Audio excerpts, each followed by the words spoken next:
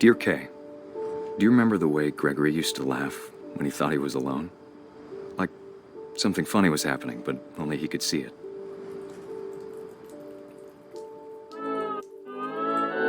I think he saw things the rest of us don't.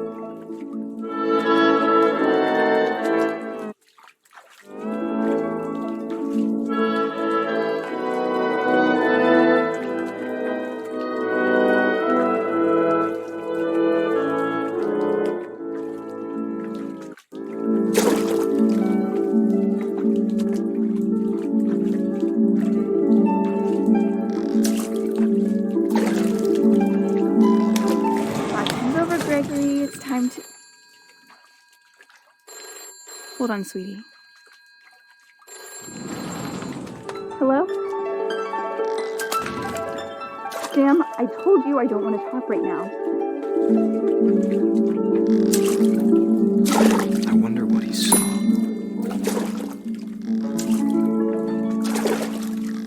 What his world was like.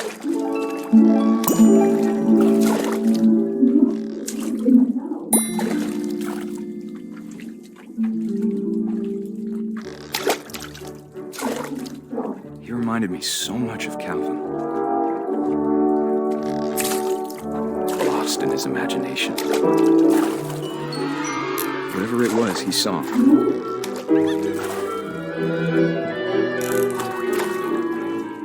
It sure made him happy.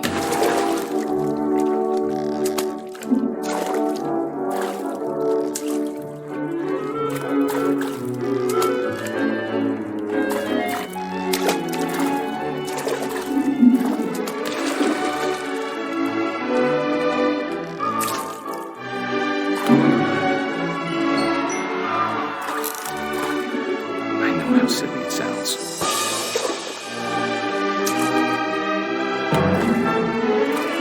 But I worried about a baby being too happy. But I could feel him slipping away. Sorry about that, Gregory. I know you did everything you could. Maybe if I hadn't called that night.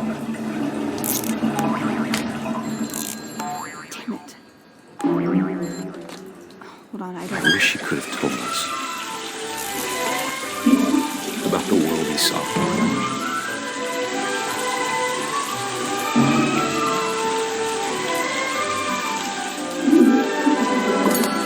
There's so much I don't understand about Gregory. About everything.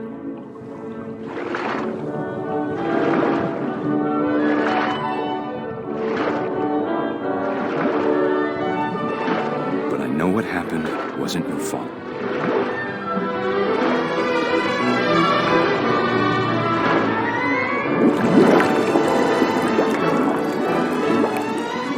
I'm sure he's happy. And he'd want you to be happy too. Good luck, Kay. Love, Sam.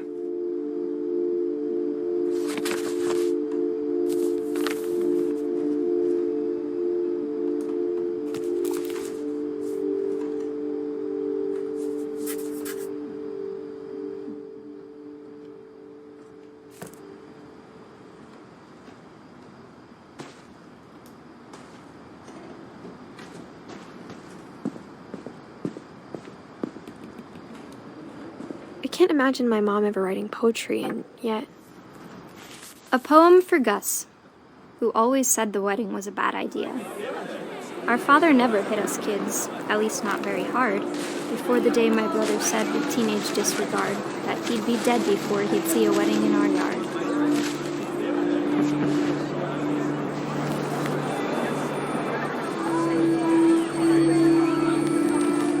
My father made him come, of course, but Gus stood far apart, just flew his kite and bottled up the storm inside his heart.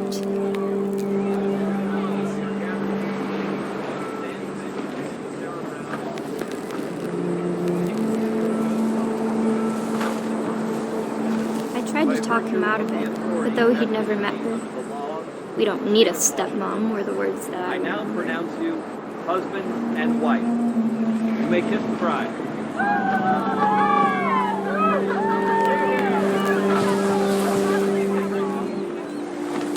When the time for photos came, Dad ordered him to come here. But Gus declined and as a sign held up his middle finger.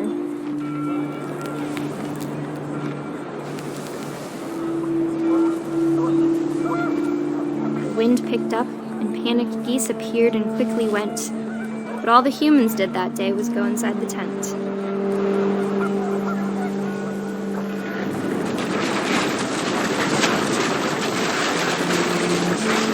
The rain came down in buckets then, but no one seemed afraid that nature might destroy the tent our dad had crudely made.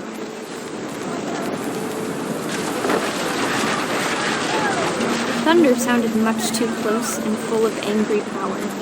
But all my father said to this was, "Make the music louder."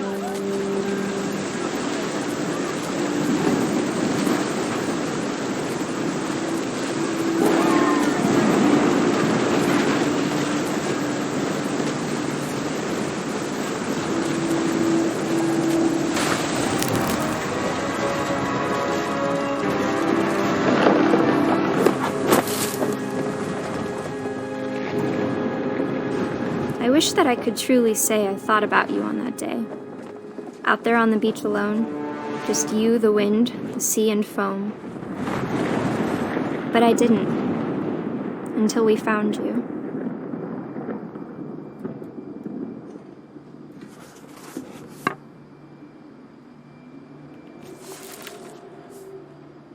She never talked about him, but Mom told me once if I was a boy, they were going to name me Gus.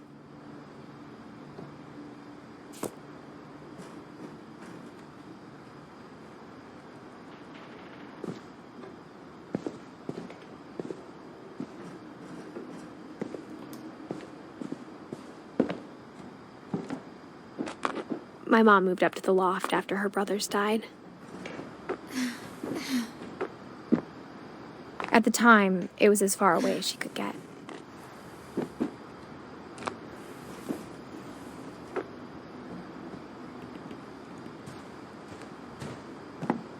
She spent a summer building houses in Calcutta, where she met my dad, Sanjay.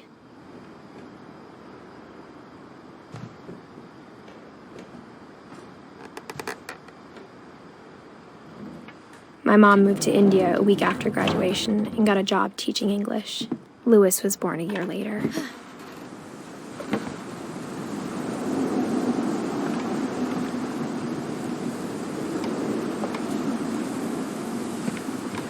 When my dad died, I don't think Mom knew where else to go. I'm sure Edie was happy to have her back. The house had to get a little bigger, but Edie was used to that. And for a while, things were good, almost normal, but it didn't last. The beginning of the end was Milton's 10th birthday, when Edie gave him a castle.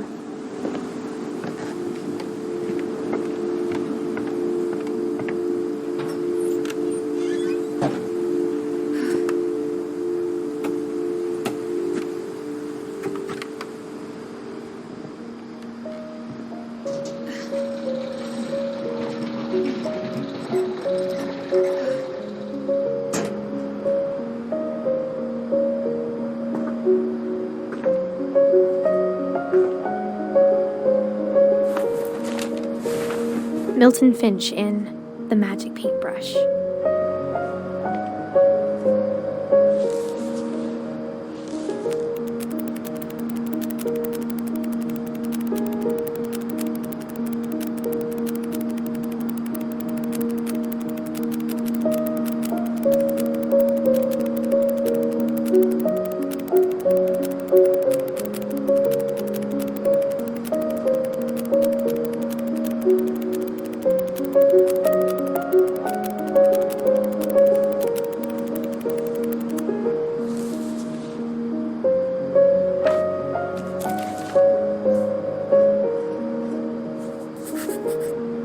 I was 4 when Milton disappeared.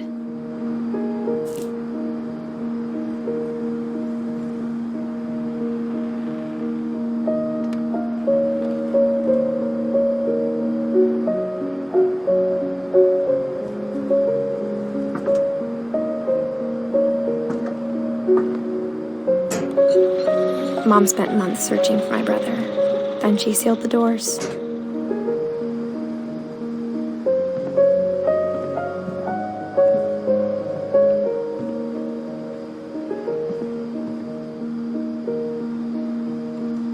Whatever Milton had found in the house, Mom didn't want it getting out.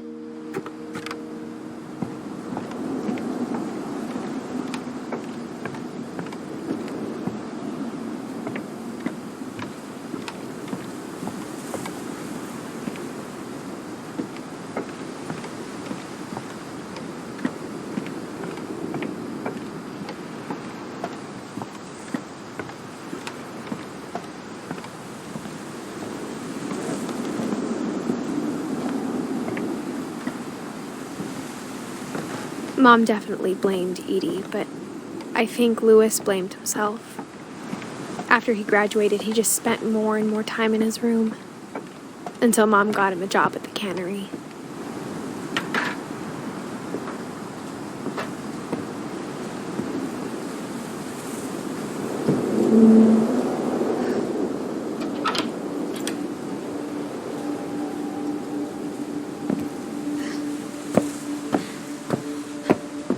Louis's room smelled very, very familiar.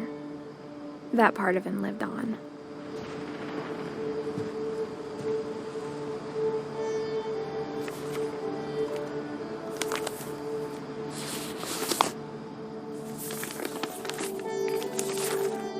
Dear Mrs. Finch, as Louis's psychiatrist, I can understand your desire for an explanation.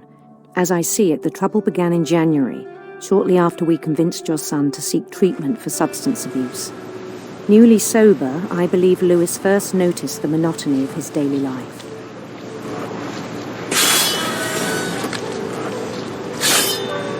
He kept working at the cannery, but he withdrew part of himself. In our sessions, I saw the same behavior. His mind began to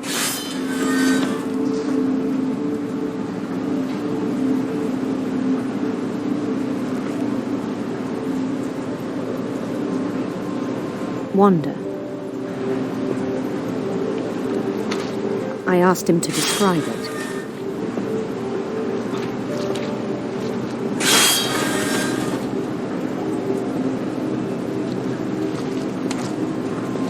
He said he started small, imagining a labyrinth. He'd feel his way about.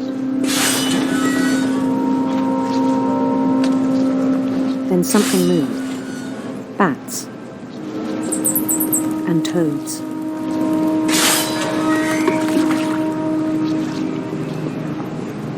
And things that have not names. He knew it was all in his head.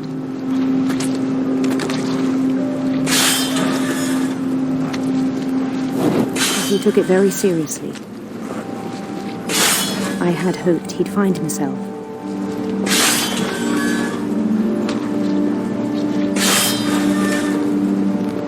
But he found something more. I worried about him then. Daydreaming at the cannery. I spoke with his boss. But he said Louis had become a model employee. Methodical, tireless, focused. Like a whole new Louis. So I let him go on.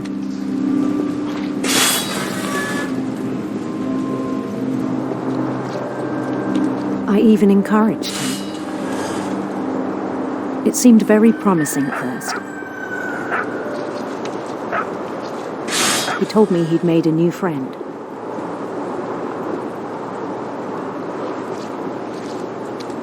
On the edge of a city named Louis Topia. He built the city up slowly, brick by brick. Then he made musicians.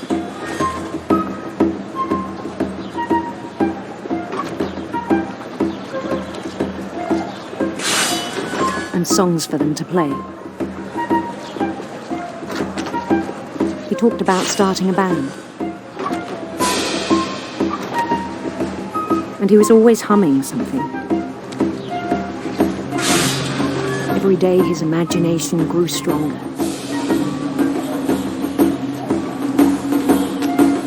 He no longer spoke at the cannery, but his chopping was as reliable as ever. Then one day it struck him that all the cheering crowds, even the stones under his feet, were all in his imagination, so he could do whatever he wished.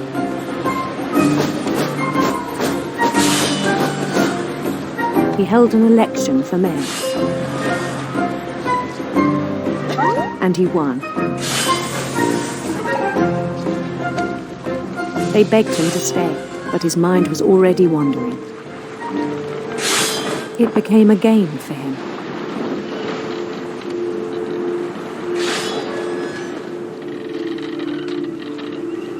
He'd conquer a city, then immediately push on. New Louisville.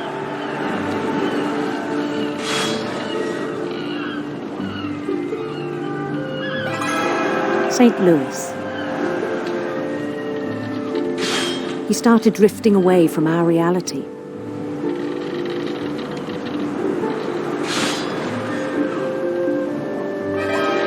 Minneapolis, until one day he forgot to go home from the cannery. Even as his mother pleaded with him, part of Louis kept sailing on.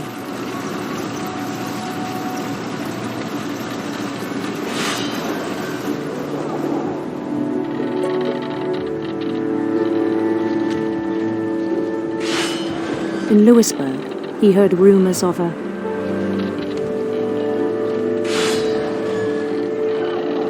handsome queen.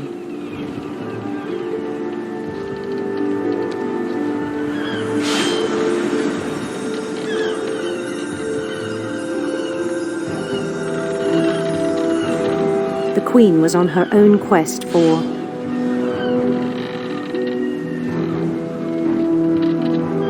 radiant rainbows.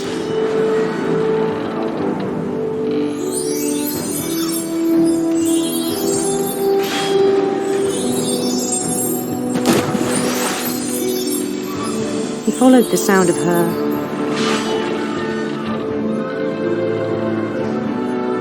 electric sitar.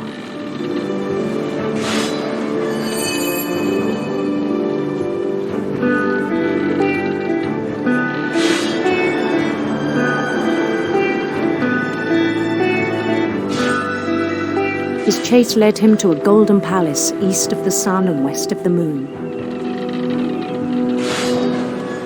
Even then, his logic remained sound. He knew the world was all in his imagination.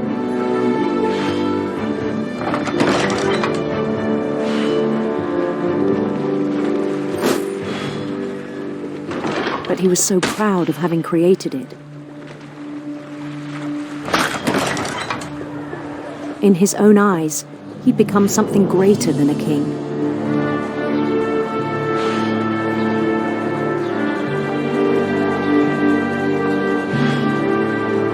For someone who'd never known success in the real world, I think it was overwhelming.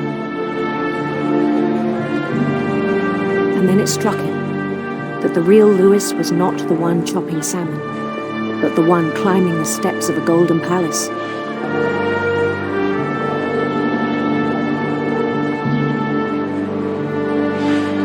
My imagination is as real as my body, he told me. It was hard to argue with him.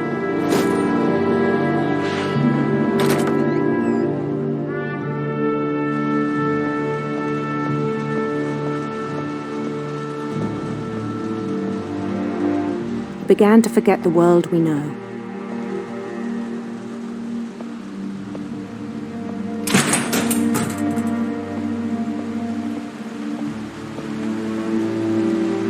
I think it pained him to remember Louis, the cannery worker.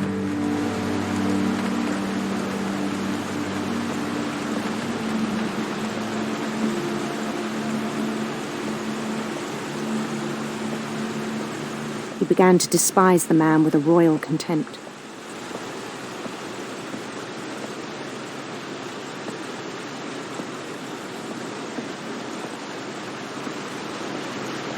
I still thought I could save him. Even after he said he was being crowned king over all the lands of wonder. The palace would be packed with his companions.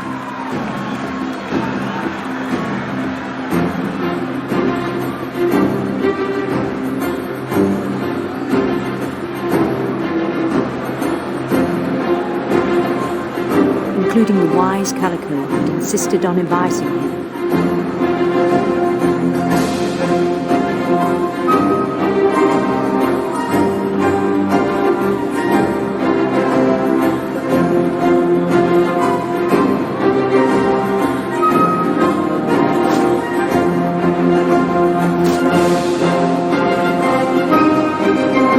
His queen waited, holding his crown.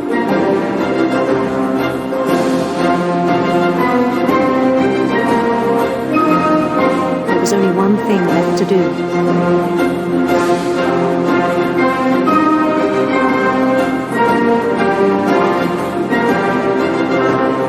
Bend down his head.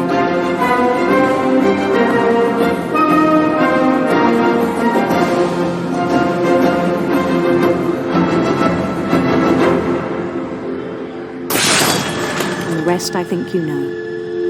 Mrs. Finch, your son was a kind man who will be missed by all of us who knew him.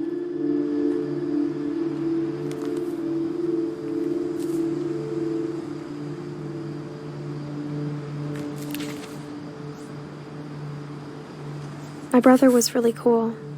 I wish you could have met him.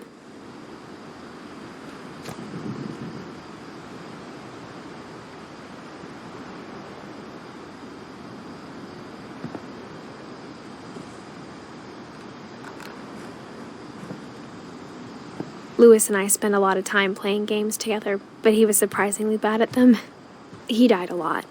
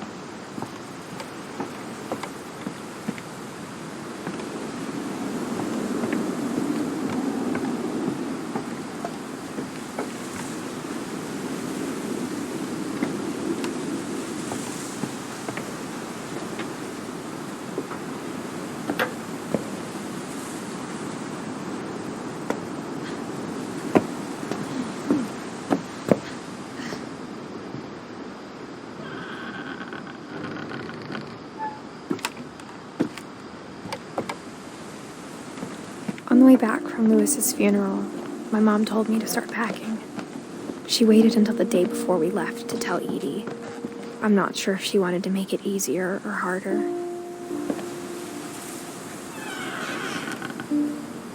I wish we'd stayed.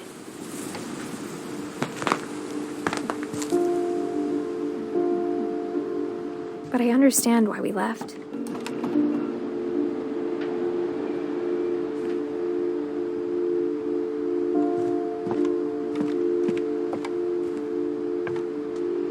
My mom ended up leaving everything behind.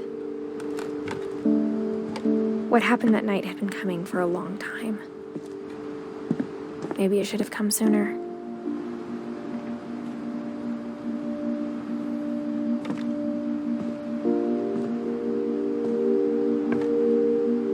But it had to end one way or another. All that's left now is to tell you about that last night.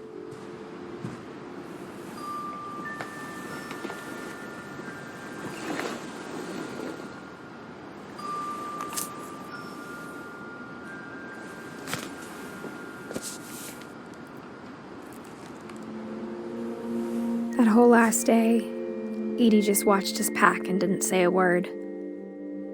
Until supper, when she raised her glass and said, "To our final night together, and all our final nights apart." Grandma, you know what I said about alcohol. Some of your medications are very Edith, specific. I left a present for you in the hallway. Why don't you go open it? The grown-ups have to argue now. I'm sorry, you're right. We're all leaving tomorrow. Let's just enjoy our last... I'm not leaving. Edith, you're excused.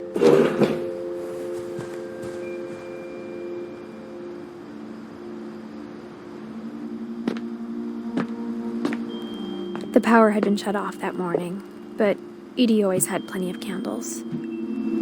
When my mom sealed the library, I don't think she knew about the other entrance. Or that Edie had a key to it.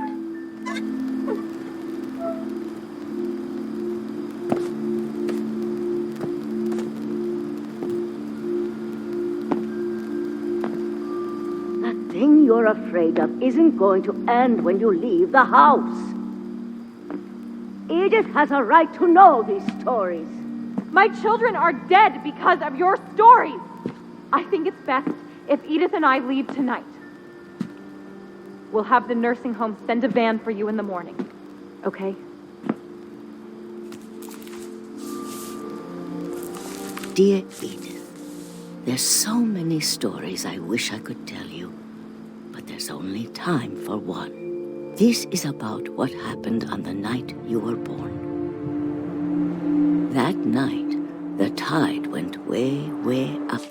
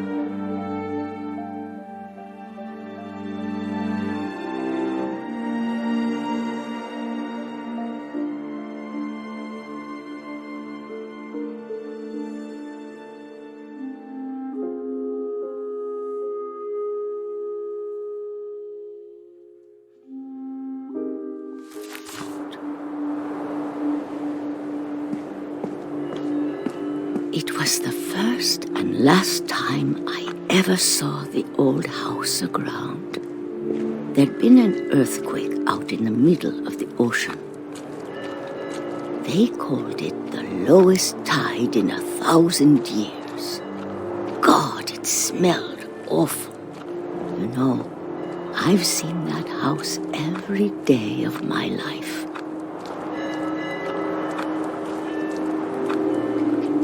I never thought I'd go back to it. When the fog rolled in, I lost my way.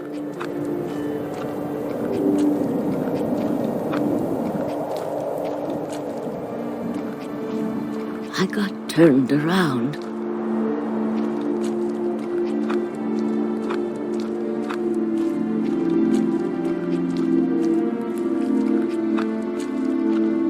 For a while, I wandered.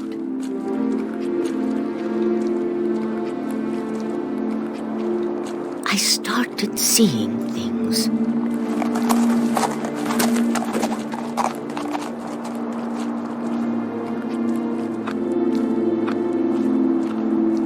Things I'd forgotten had ever existed.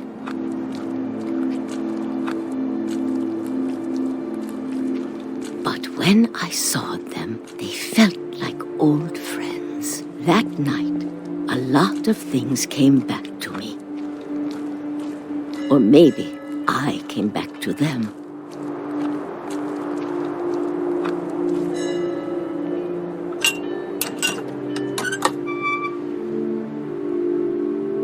Things I can't explain, but that I need you to try and... Edith, what are you doing in here? It's mine. Edith! Mom, you're gonna rip it. Let go!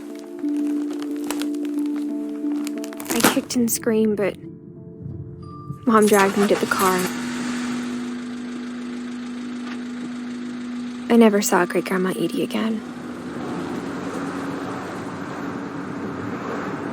The next morning, the van came to pick her up, but she was already gone. After that, we moved around a lot.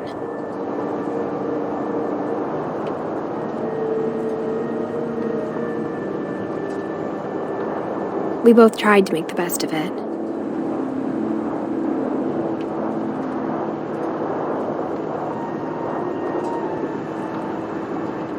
A few years went by.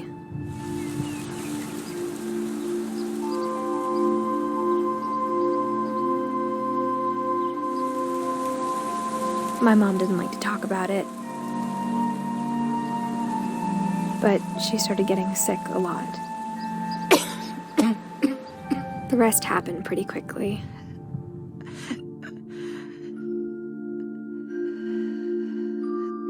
She got better for a while,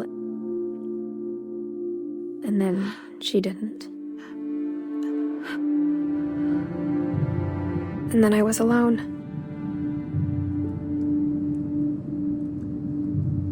The last Finch left alive.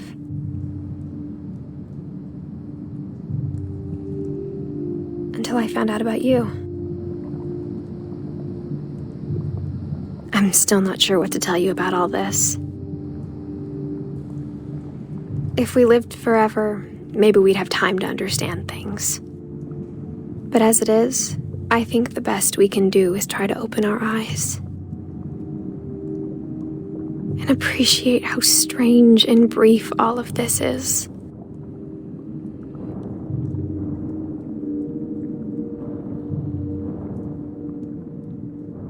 This journal was supposed to be for you. But now I hope you'll never see it. I just want to meet you. And tell you all these stories myself. But I guess if you're reading this now,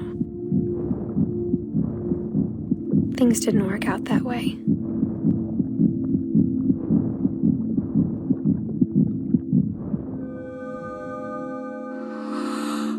This is where your story begins.